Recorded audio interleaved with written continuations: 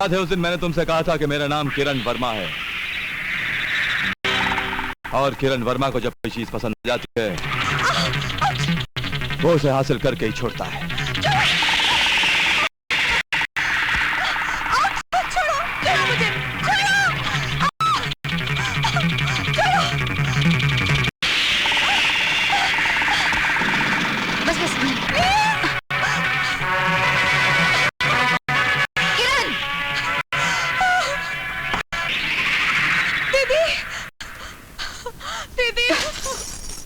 काश कि मैं तेरे खानदान की होने वाली बहू ना होती तो तेरा ऐसा अंजाम करती कि तू जीते जी मर जाता।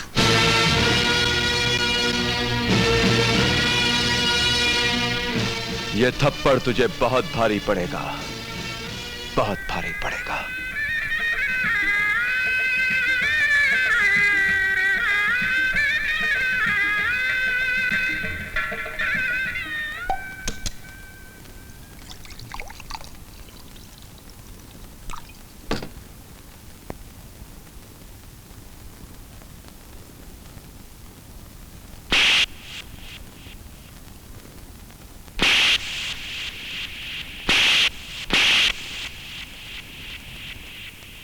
डार्लिंग, क्या आज शराब ही पीते जाओगे?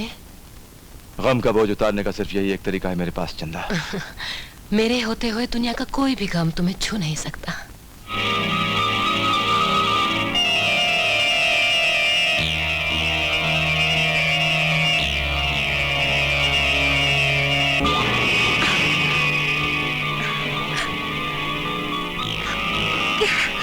ये तुम्हें अचानक क्या हो गया किरण? दुर्गा देवी, अरे ओ दुर्गा देवी, कहाँ हो? अरे मुबारक हो दुर्गा देवी, मुबारक हो।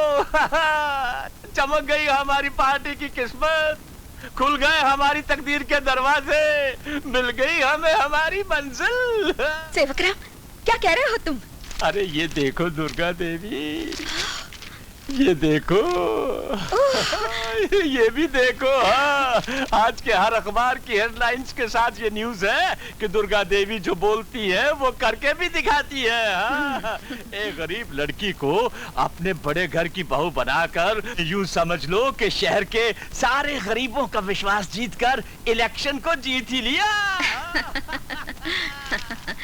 मतलब उषा नाम का गरीबी का कीड़ा जो हमारे लिए शहतूत के दरख्त पर रेंगने वाले रेशम के कीड़े की तरह काम में आएगा। वो कीड़ा अपने मालिक को रेशम देता है और ये कीड़ा जनता के हाथों हमें वोट दिलवाएगा। बेचारी उषा समझती होगी कि हमने उस पर और उसकी गरीबी पर तरस खाया है, और उधर रवि समझता होगा कि हमने उसके प्यार को अपनाया है। लेकिन उन दोनों को क्या मालूम कि हमने उनकी शादी को अपने इलेक्शन के पोस्टर के तौर पे इस्तेमाल किया है, और ये शादी हमारी जीत का एक मोहरा है, मोहरा। हाय, इसे कहते हैं राजनीति, पॉलिटिक्स, पॉलिटिक्स।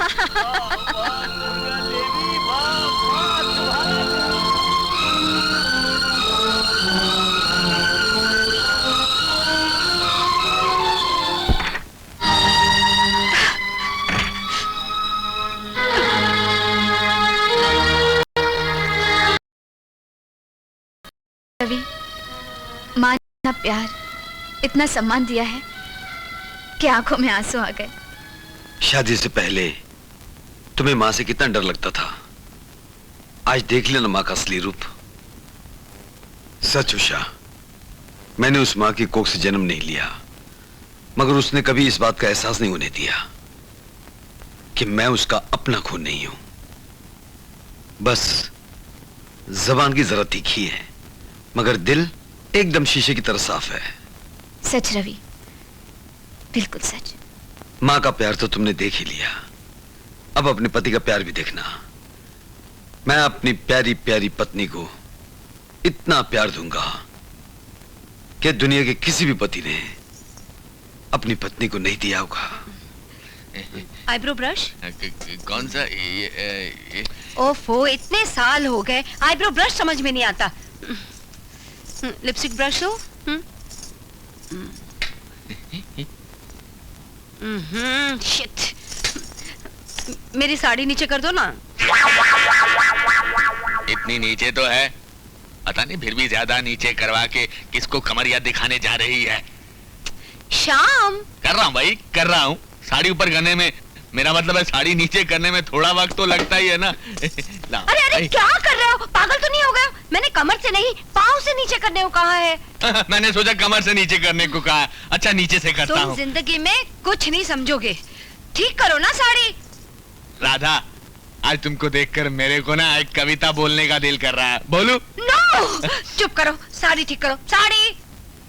आओ, आओ, ये क्या कर रहे हो? ए, श्याम, छोड़ो। हे भगवान, मेरी तकदीर में लिखने के लिए कोई और नहीं मिला जो इस पागल कवि को लिख दिया। जाओ, मैं कहती हूँ जाओ यहाँ से। राधा, तुम्हें ऐसी हालत में देखकर मुझे एक और कविता याद आ रही है। बोलू? शट अप, मुझे कोई कविता नहीं सुननी। जाओ यहाँ से। न जाने इस पागल के साथ मैंने इतने साल कैसे निकाले। तुम मेरे सामने हो, तेरी जुल्फे हैं खुली, तेरा आंचल है। अरे बस करो तुम्हारी ये सड़ी हुई कविता।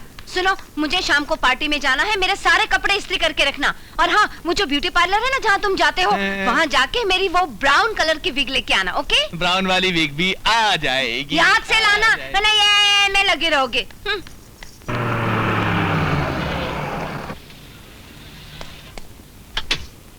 अरे अरे क्या गर्मी है।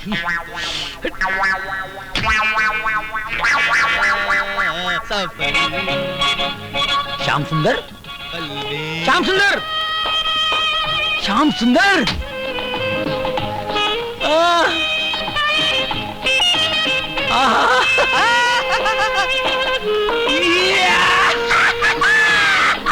अरे आजाद मेरे दोस्त, क्या हाल है मेरे भाई? कितने सालों बाद मिला तू। मेरा मामला तो बिल्कुल फिट है यार। ये हाथ में सूखी ब्रेड, ये लेडीज वीग। तू कहीं किसी नाटक कंपनी में भर्ती तो नहीं हो गया? क्या है? क्या दे यार, इस मामले में फिर कोई बात करेंगे। ले ब्रेड खा। फिर कभी क्यों? इतने सालों बाद मिले हैं, ढेर सारी बातें करेंगे। मेरा बंगला बाजू में ही है। चल चल मेरे नहीं पास, नहीं चल, नहीं अर्जुन नहीं। और दरवाजा खोल। जा, बैठ जा, ठंडे में बैठ मेरी जान। श्याम बैठ। बस ये समझ ले कि तेरा दोस्त उस घर का गुलाम बनकर रह गया। यार मेरी छोड़ तू अपनी सुना। तू यहाँ क्या कर रही है? क्या कर रही है? अंदर रसोई में कुछ काम नहीं है क्या? हैं? चलो, ये लो। जी, कबाड़ में। जी स्वामीनाथ। क्या बोली भाभी? स्वामीनाथ, देखा, मैंने भी तेरी तरह पैसे वाली बीवी ढूंढी थी, लेकिन सुहाग रात के दिन ही मैंने बिल्ली मार ली। तब से मेरे उंगलियों के इशारों पर नाच रही है और पूरा चोर बाजार। चोर बाजार? चोर बाजार बोला? शेर बाजार, इस हर्षद टोपी के इशारे पर। हर्षद टोपी? तू समझेगा नहीं यार। मैं तुझे ऐसा तैयार करूंगा कि तेरी बीवी भी तेरे उंगलियों के इशारों पर नाचेगी।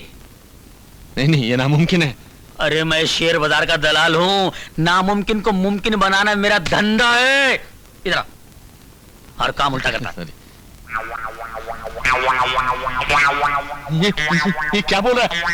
अरे फट जाएगी।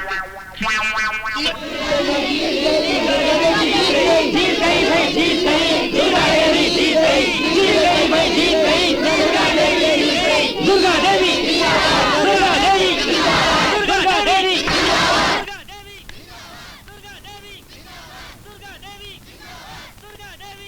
दुर्गा भाई, इलेक्शन से पहले ये वादे, ये नारे कितने अच्छे और मीठे लगते हैं। इलेक्शन जीत जाने के बाद यही बातें और यही नारे कितने गंदे और कड़वे लगते हैं। सेवक राम, तुमने कश्ती बनकर कामयाबी के साहिल तक तो हमें पहुंचा दिया, मगर साहिल पर उतरना भी बाकी है। अरे दुर्गा भाई, साहिल पर उतरना क्या, अब तो आपका सिर्फ चीफ मिनिस्टर की कुर्सी पर बैठना ही बाकी है बस। हाँ, मगर उसके लिए हमें पूरे 50 अपक्ष एमएलए को पकड़ना पड़ेगा, जिससे हमें सरकार बनाने के लिए मेजॉरिटी मिल जाए। सेवक नाम है मेरा, सेवक राम। अरे दुर्गा भाई, वो 50 MLA तो चने कुरमरे की तरह मेरी जेब में पड़े हुए हैं। उन सब की दस्तखत वाली लिस्ट MLA सावंत के घर पे तैयार हो चुकी होगी। मैं बस यहाँ से गया और वो लिस्ट लेकर वापस आया। सच? बचपन से सिर्फ एक ही तमन्ना है कि सारे देश का धन मैं संभालूं। लेकिन शुरुआत तो इस स्टेट के धन संभालने से ही करनी पड़ेगी ना। मतलब? मतलब तो साफ ही है दुर्गा भाई। चीफ मिनिस्टर की कुर्सी पर बैठने के बाद फाइनेंस मिनिस्टर की कुर्सी पर मुझे ही बिठाना होगा।